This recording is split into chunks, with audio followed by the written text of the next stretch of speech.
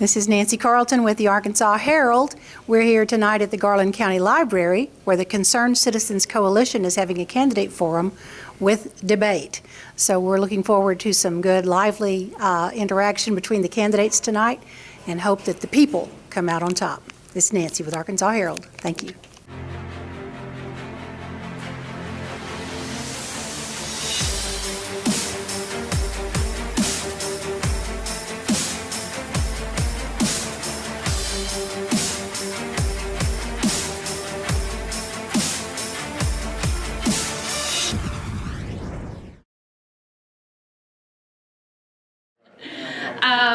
Well, I'm happy here to report tonight that we are actually working over at the Capitol. We're just finishing up fiscal session. I think that we passed the RSA today. I think that we will probably kind of wrap things up here in the next couple days. We passed the treasurer's budget, which was kind of one that was a sticking point, that it had some school choice and ESA proposals in it, and I think in order to get it passed we had to remove those, and it's going to be thrown into the special session, but I think that it's got a good chance of getting out of there as well, so we're excited about that. It does look like we're going to go into special session next week, and in there we'll address some of the issues I'm sure that each of you have heard about, the PBMs, the hog farm issue, and there's a couple others I think they're going to try to throw in there, some ATV issues of a law that we passed last session that's kind of had some issues. And so everything's looking good. I am chair of the Economic and Tax Policy Committee, and when I was talking to Bob, he wanted me to just hit on that to see what we're doing over there with the taxes. The Economic and Tax Policy Committee, we are working in conjunction with the Tax Reform and Relief Task Force. And that's the task force that was put in place by Governor Hutchinson in order to look at our tax structure and see what we could do to reduce taxes and to make it better for the citizens of Arkansas.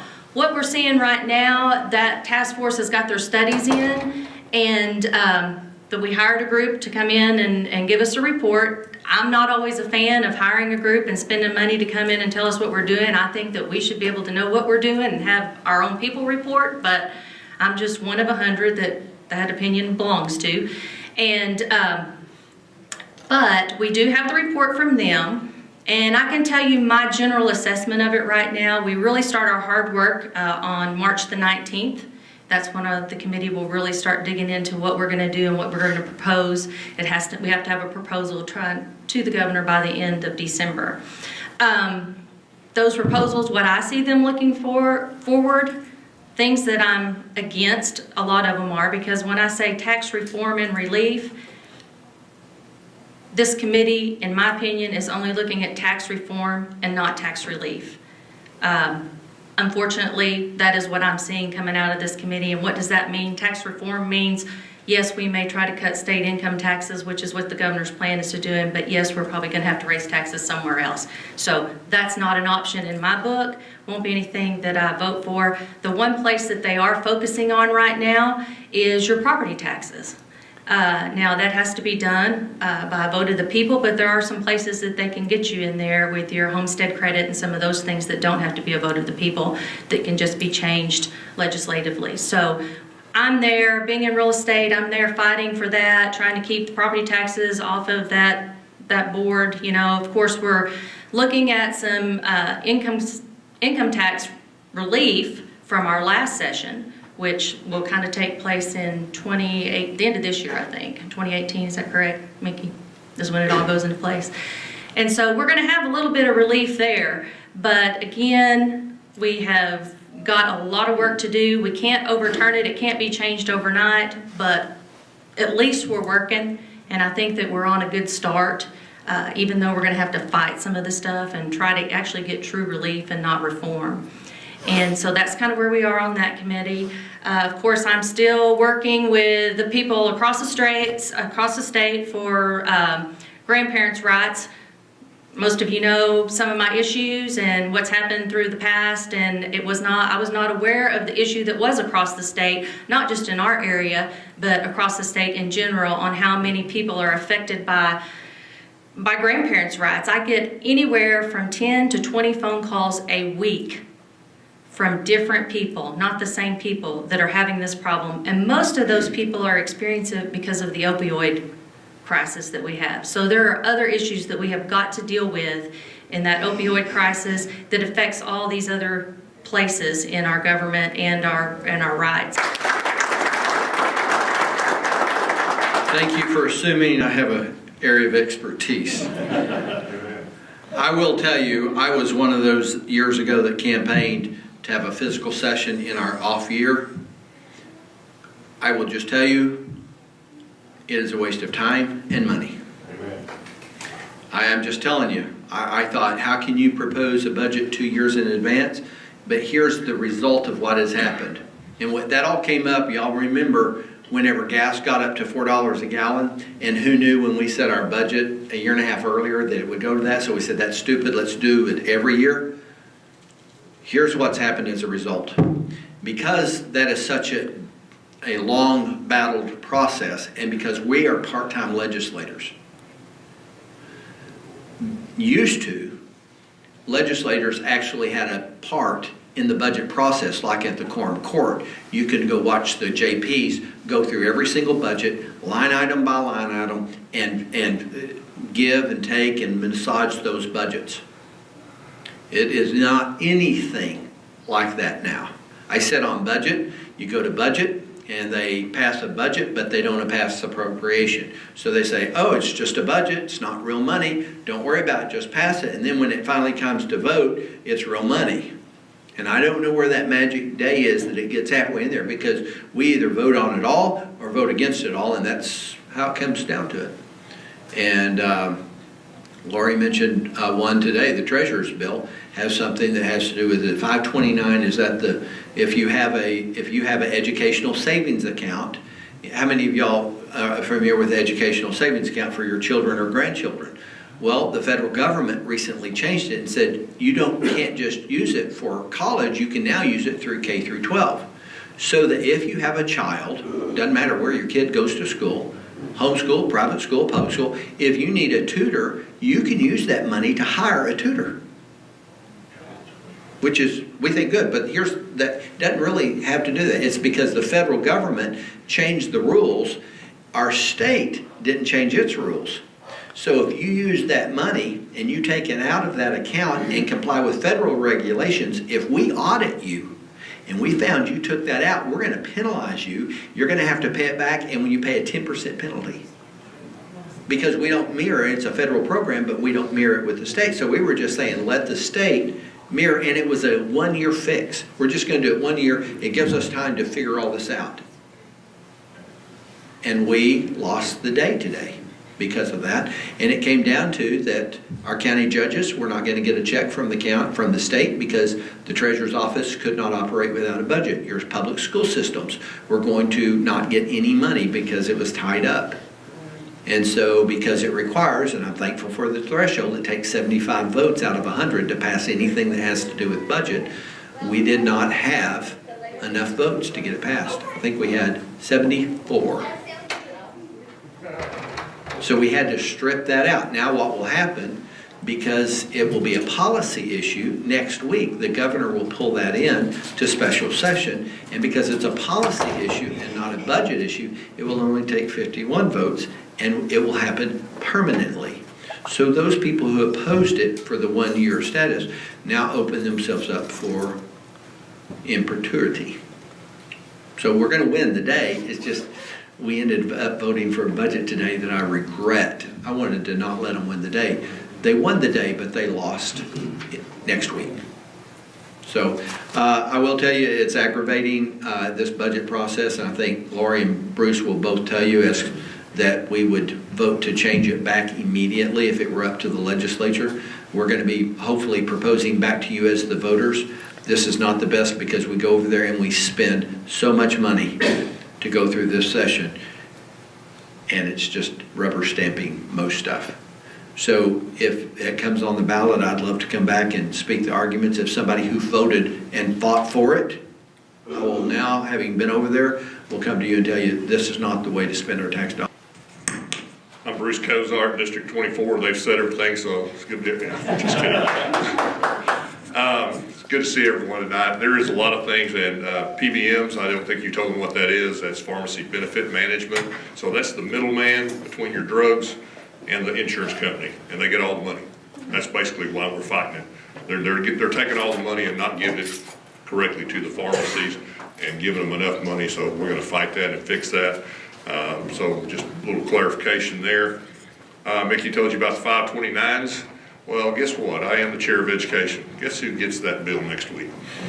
That comes through the education committee. So we will be addressing that very first thing probably on Tuesday, I would think, and along with some of the other bills that are going to come through. And like I said, it was a tight vote on that. That was the biggest issue with the treasurer's budget, was the 529s in there. So I don't know how the people are going to vote. We'll see.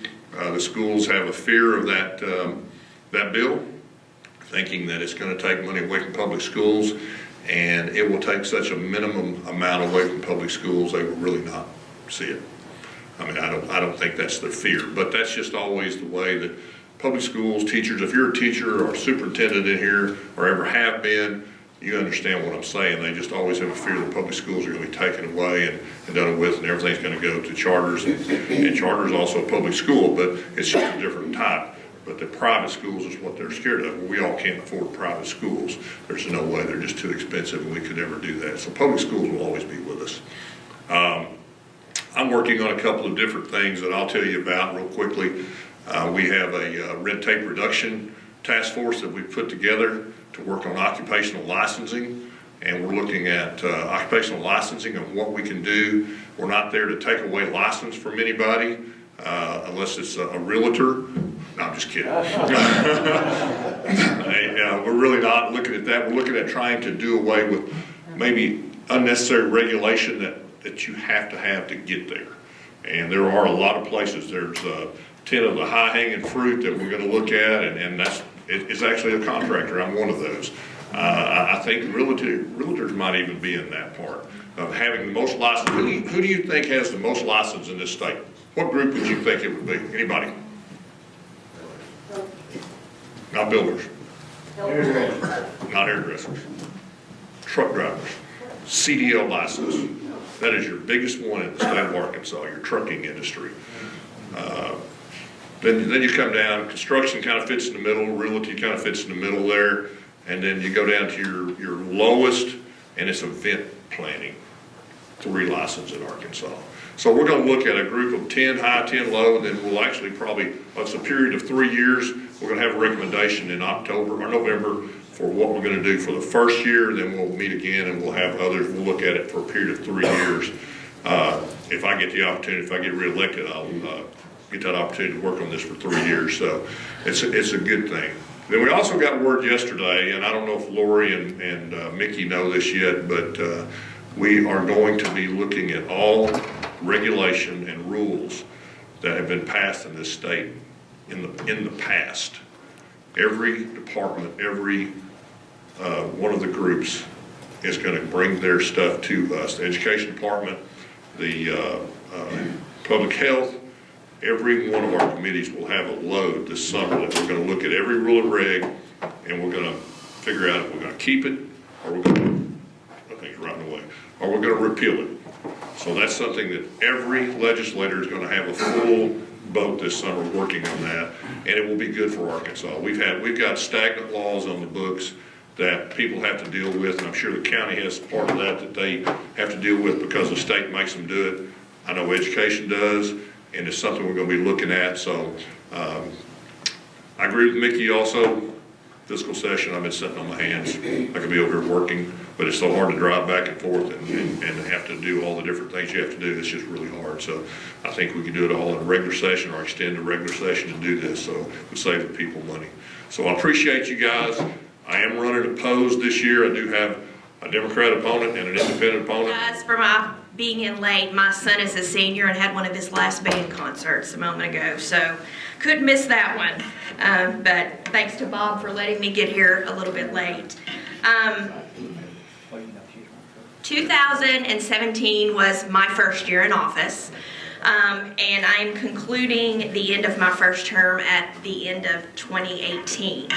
And I'm glad to report, first of all, that in 2017, the number of felonies we filed here in Garland County dropped.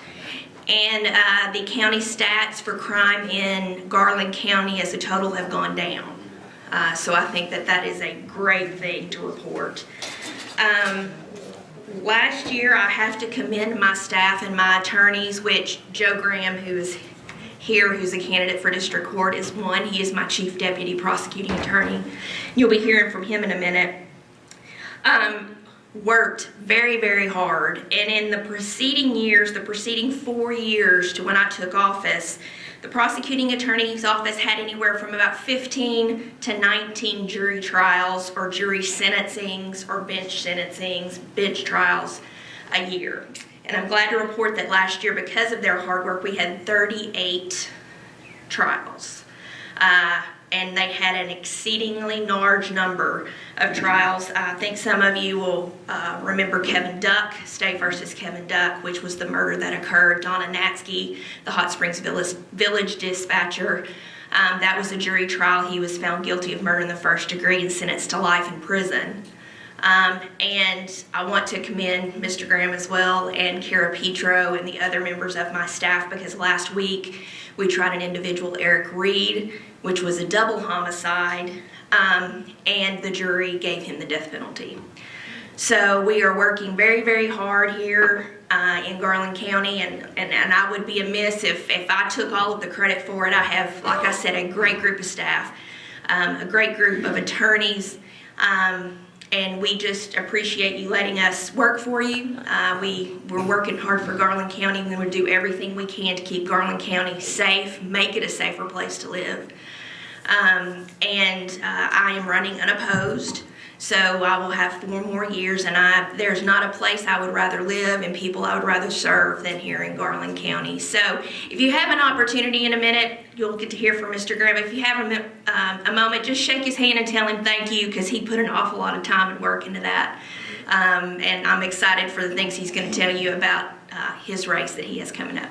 Thank you. Well, I want to start off with thanking all of you for your support over the last 8 years. I've really enjoyed serving this community. You know, when I ran for office, basically, this was not a career for me. This was giving back to the community, and I've looked at it that way. And it was difficult for me not to sign up again for a lot of different reasons. But, you know, I think after a lot of prayer and stuff, I think God tells you when it's time to leave. And Denise and I have got a lot of things on our bucket list that we want to accomplish before life's over. I also want to spend more time with my kids and grandkids, which I didn't have the luxury during my years of working in the construction industry because we were never home. So it's time for us to do some of that kind of stuff. I'm really proud of what we've accomplished over the last 8 years as a community. And I say we because it has been a community effort. We've got a new jail, something that was very much needed, and it's paid for. We're going to have the radio system in a new dispatch center, which is going to help all of our first responders communicate and work well together. They weren't able to communicate before, which was difficult. We're also going to get some much needed road projects. If you look at what's going to be spent in Garland County over the next 5 years, we're going to get $250 million worth of work done in our community. So I think that we've done some good things together, and I'm proud of that. In county government, we've made a lot of changes. We've made it more efficient. It's more responsible to the taxpayers. And if you talk to most of the employees, it's a good work environment now. And those are the things I'm going to be missing, is working with the other elected officials, the county employees, which I'm very proud of. We have all the right people in the right places to make things happen. And so it's really kind of hitting on all cylinders is how I would put it. But all the framework is now there for the next county judge basically to do a good job and be successful, which is what I have intended on when I started this, was to leave it better than I found it.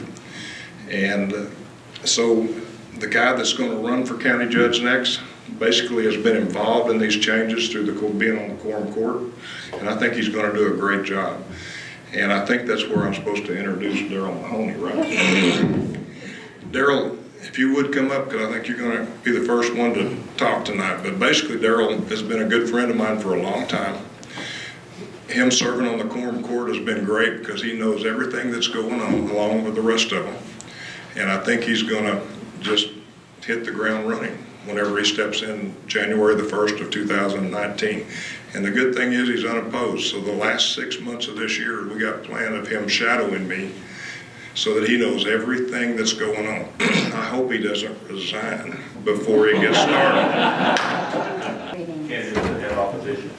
I don't have any opposition. We put together a plan here to try to move forward and make sure that everything we've put in place so far keeps moving. I want to introduce myself. I'm Daryl Mahoney, Garland County native. Grew up on the east side of town. Went to Cutter Morning Star out there. Graduating class of 28 people. Big, thriving school. It's still there though, and it is thriving. They've got a new village. They're building some new buildings. They're moving forward, and I'm proud to see that. Left there, went to Arkansas Tech, attended Arkansas Tech in Russellville. Come back here because I wanted to make some money, and I got so interested in the towing business, working for Shorty Bennett's over on Central Avenue. I know a lot of you probably traded there throughout the years. He was an icon in Hot Springs. And worked over there and got so interested in that business. It was always something different. You got out away from the hustle and bustle of the shop, and it was always a challenge. So I got interested in that, and sure enough, I picked it up, went on, started the business right across the street over here. I was located here for 25 years, right across the street. Burks and Mahoney Towing. I started with $700 in my pocket and a partner. We bought 2 old trucks and started working our way up. I sold the business in 2011. When I sold it, we were the largest company in Garland County. We had the highest volume of tows in a 5-county area.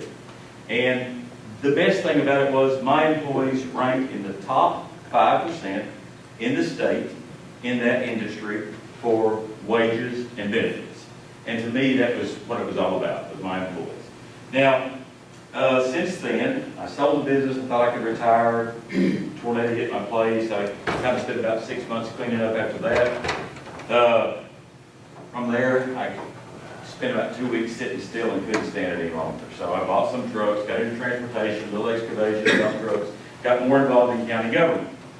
I'm in my 5th term now in the Quorum Court. I've been on the Environmental Service Committee, which is the responsibility of the county judge in county government.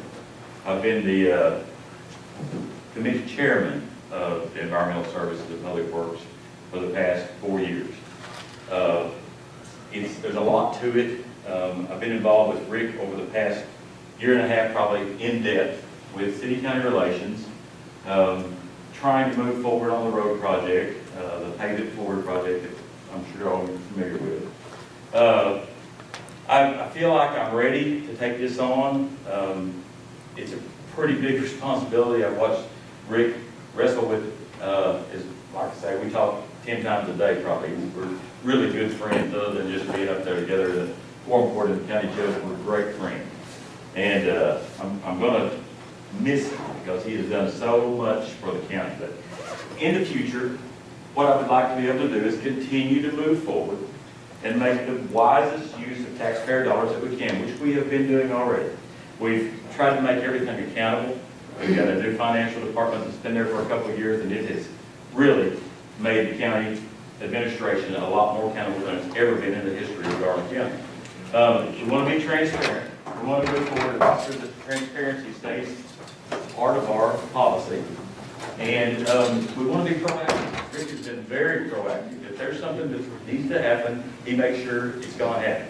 The yellow light's on back there. Won't be long I'll get the red light. I want to share everything. Over the next few months, hopefully we can become acquainted a little better. I'll be in here talking to you guys. I appreciate the opportunity to come tonight, Bob, and the invitation.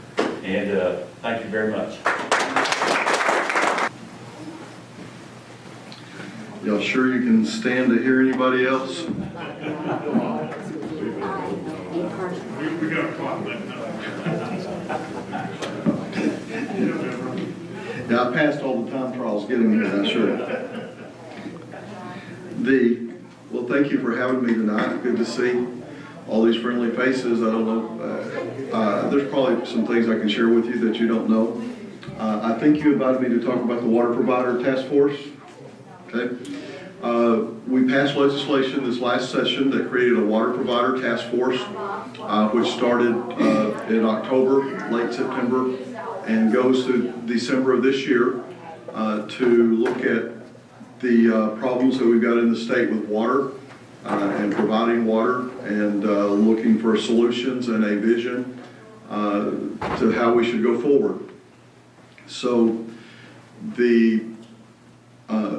when I'm looking I tend to be a problem solver, and when you want to solve problems, the first thing you do is you identify what the problem is, or what they are, as the case may be. The second thing we do seems to be very unique to government, unique in government. It's not unique to government, it's unique in government, is to figure out what we would do if we weren't already doing what we are now. That's not the way we normally do things in government. In government, we normally start out and say, okay, this is the way we're doing everything, and we've got this political faction, so you can't fix it right. And I find that it's very helpful to say, okay, what should this look like? Let's forget about all of our political factions and all of our territories, and what should it look like if we started over? And then we try to find that, and then once we find that, then we come back and try to figure out how can we get from here to there. Otherwise, I left out the little thing about Frankenstein monsters. The big part of government looks like Frankenstein. You know, and Frankenstein is a monster that was put together one piece at a time from different bodies, and usually when you have a problem, you know, the next solution is another government solution, but again, it's got to fit in with all the things we've always done before, and so again, that's why I look for the vision of what should it look like. The big challenge we had, and the reason that I began to look at water at all, is all the problems are local, and had we, just like the Stanley family brought me into child welfare, the problems that we have in Garland County and Hot Springs with water brought me into water. And specifically, because when I ran in 2012, I ran on economic development. I'm a businessman. And so, you know, what we need to do is we need to get our tax structure in line. We need to work on education, and we need to do everything we can to bring capital and jobs to the state of Arkansas. And in working with Hot Spring County, the big issue there is Jones Mill. The old rental site, beautiful site for in the future for bringing industry in for both Hot Spring County and Garland County. You've got cheap, reliable electricity right there. You've got one of the best rail terminals in the nation, we found out, but we don't know what we have in the soil, etc. And so that's what we're working on there. In Sling County, we're working on a career training center that all the local high schools there will use. And that'll be huge on economic development there.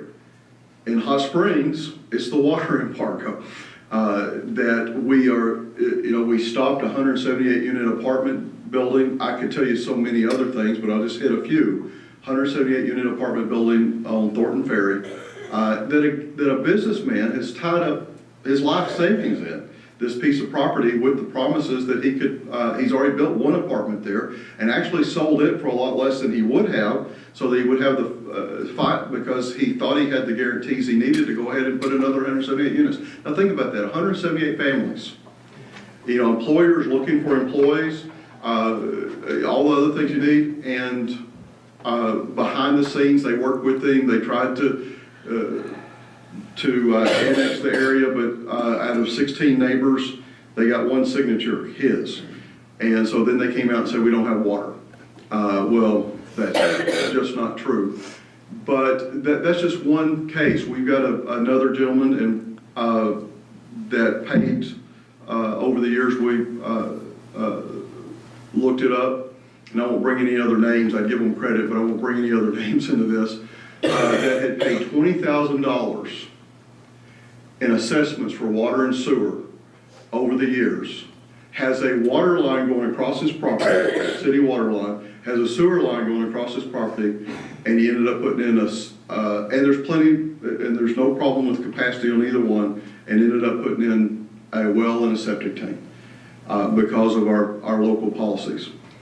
So, but the first thing that I had to tackle head on was the way we've been stopped in the legislature so far in trying to tackle these problems is it's just a Hot Springs, Garland County issue. And so the first thing that we've had to do is line out the problems. And in doing that, we have found that there are more problems than anybody thought. Legislators that are on the task force, legislators that are not on the task force have come to me and said, many of them, and said, Senator Clark, you're right. It is not just a Hot Springs, Garland County problem. There are more problems with water in Arkansas than we could have ever imagined.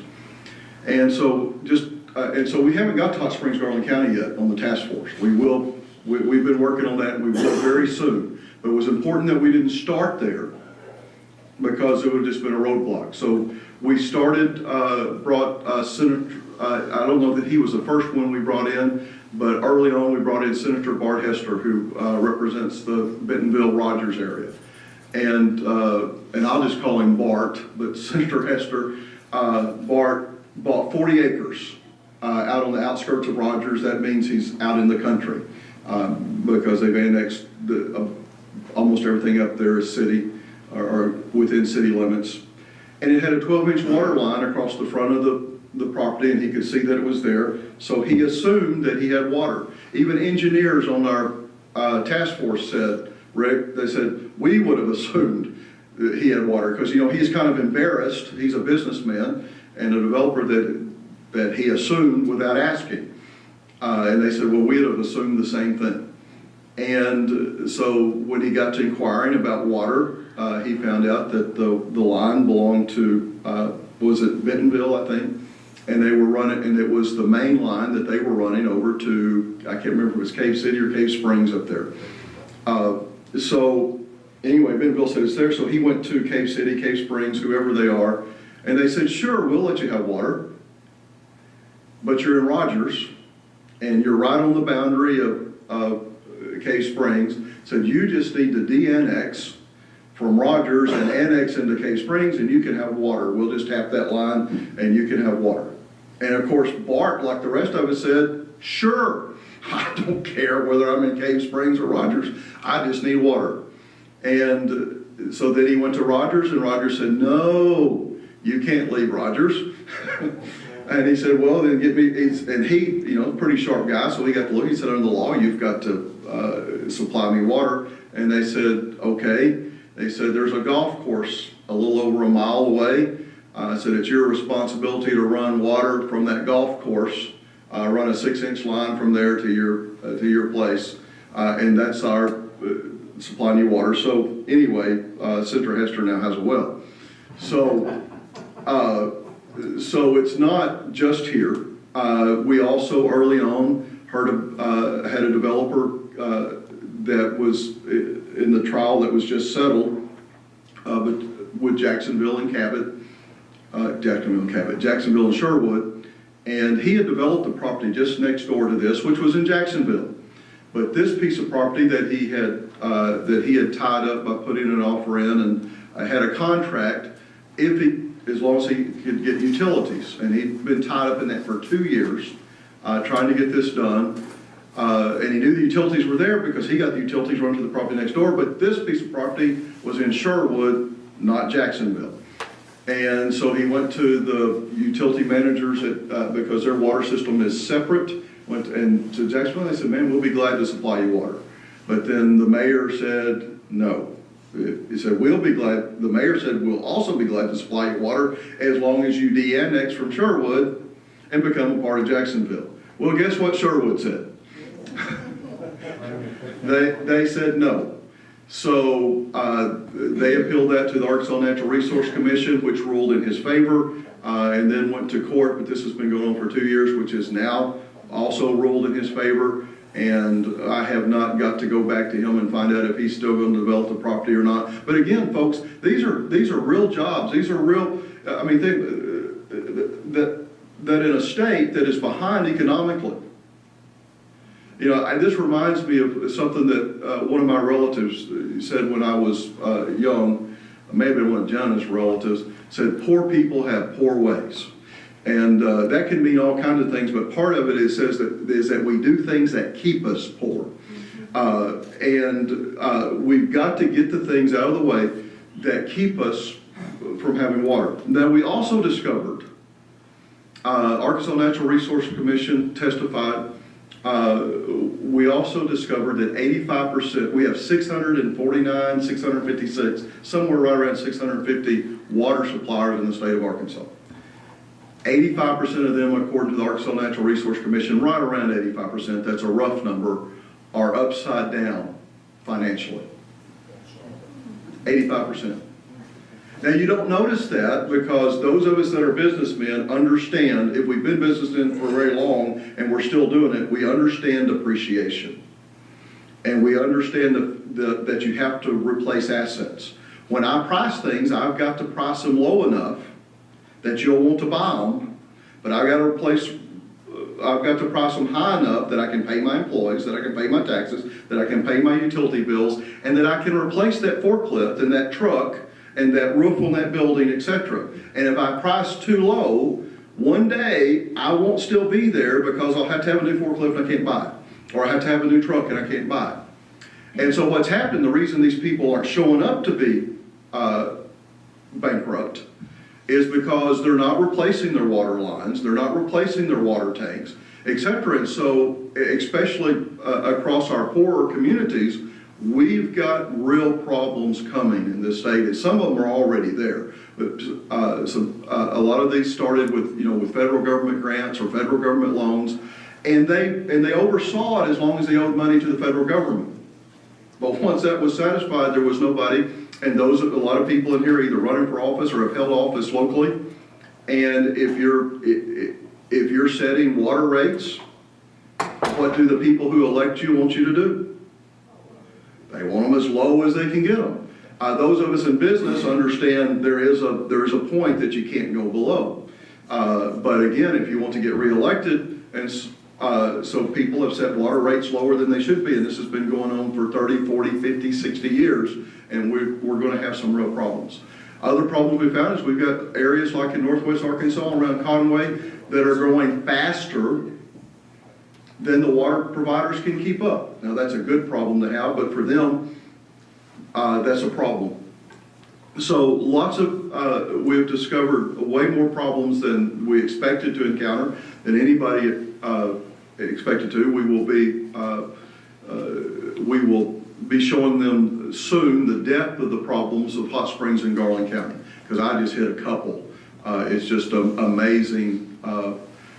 And it really irks me, again, and I say this every time, but it's true. I love Hot Springs.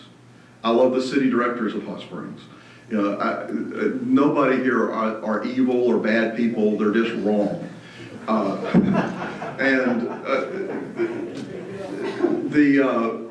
So 9,500 jobs, I believe, I think I heard Randy Zook say the last time I heard him speak, he's the head of the State Chamber of Commerce, 9,500 jobs created in Arkansas last year. That's great. The problem is 8,500 of them are Northwest Arkansas. And that's especially troublesome because when you've been in, I was on the Chrome Court back in the 90s, been in the State Senate, people love Hot Springs. People want to come to Hot Springs. And again, our economy is good in spite of this, but folks, go look at Northwest Arkansas. We wouldn't be growing quite the way they are, but we wouldn't be far behind. But we are just literally, you can't build a subdivision, you can't put in a retail store. Again, I would encourage you to come over. We were going to meet this coming Wednesday, and now we're going to have a special session, so we'll put this meeting off, where we'll probably have 2 meetings where we have people from Hot Springs come and talk about their experiences. And so anyway, that's the problem phase. At the same time, we're beginning to look at the solution phase. We've asked Arkansas Natural Resource Commission, who has been very helpful, to come and help us with legislation. I talked to them this past week, and they don't have anything yet on what they think, more power, because right now, and I missed this part, it was very surprising to me, and it's very surprising to other legislators to find out there is no consumer protection law on water now. None. The Attorney General came and testified Attorney General's office came and testified, the Public Service Commission, Public Utilities Commission, I'm sorry, came and testified, and what I had already found out, that if somebody tells you no, it's just no. And though they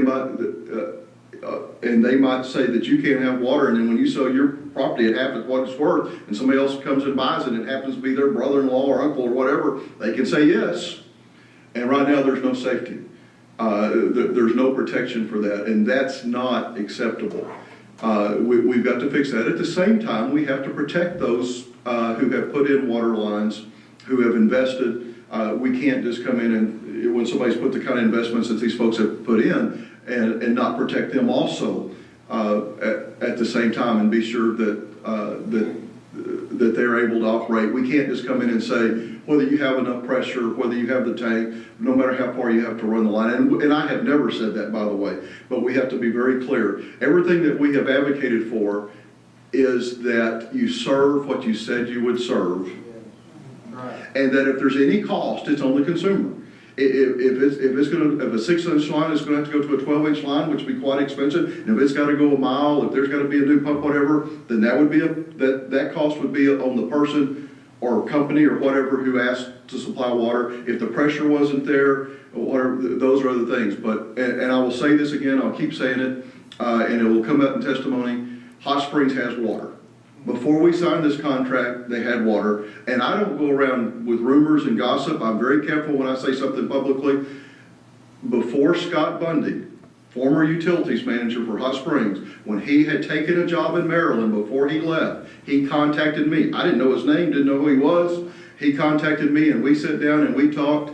And he said, Senator, we have water. And he said, back when they were saying we had a shortage, he said, I was doing the calculations, and that was my job, by the way. He said, I'm the guy that knows. And he said, I did the calculations, and I put them on a Post-it note on my computer monitor every day until they came back and said, please stop, because your numbers and our numbers don't agree. So, and he said, and beyond that, if we had done the maintenance on the system that we should have done with the huge water loss and so on that they report, he said we would have we would have much more water. So, again, and not only, I said it's not just about Hot Springs, out of 4 counties that I cover, I know we've got problems in at least 3.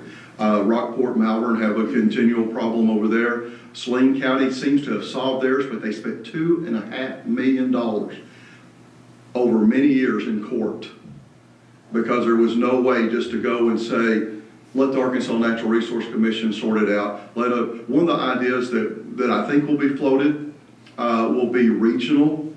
And it's hard to say regional to water providers because when they hear regional, that means one person takes over the region. And you can imagine 650 entities, everybody's got their little piece of power. So, but what we mean by regional is something like the solid waste regional board, where you would have the water providers, maybe mayors and county judges. And so instead of just having one entity that says who's king and dictator and says you can have water, you can't have water, you would have a regional board that was being sure that we were doing the right thing, and that would be able to overrule just that one local area. So again, let me tell you what I expect to happen. I don't know. If you look at it from just a sense of what I see, this is a very hard thing politically and almost impossible. We've got people that we put on purpose on the task force that have a stake in this, that are working behind the scenes to sabotage us and to keep anything from happening. And they're powerful, and they've been able to do that in the past. That being said, and I've been probably waxing too religious too much lately, but it is who I am, and it's the way it is. God almost never points me toward a problem that he does not intend us to solve. And so I'd appreciate your prayers and any other way that you can help us.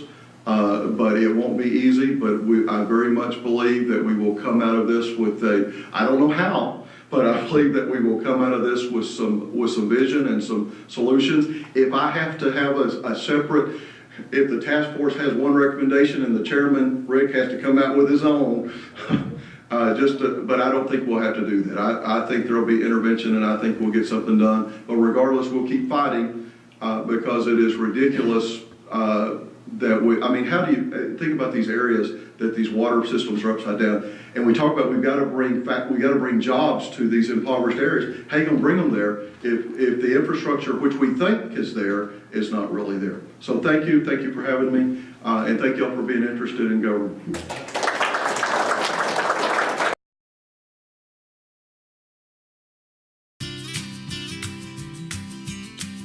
Arkansas Herald is proudly sponsored by Lloyd Auto Sales, 1814 Albert Pike, Hot Springs. You can call at 501-623-1717 or LloydsAutoSales.com. If you need a car, Lloyd's is the place to go.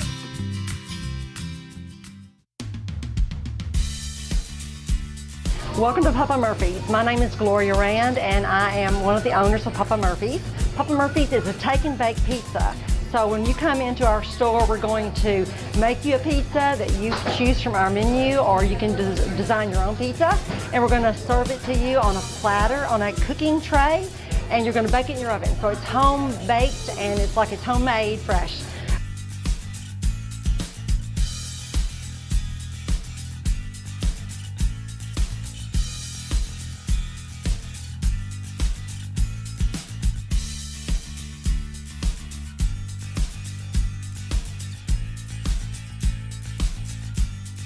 God bless you.